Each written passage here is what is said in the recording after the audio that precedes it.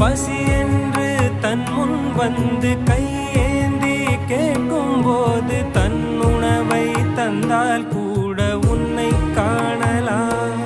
உன்னை காண பல கோடி இங்கு வாரி இறைக்கிறார்கள்.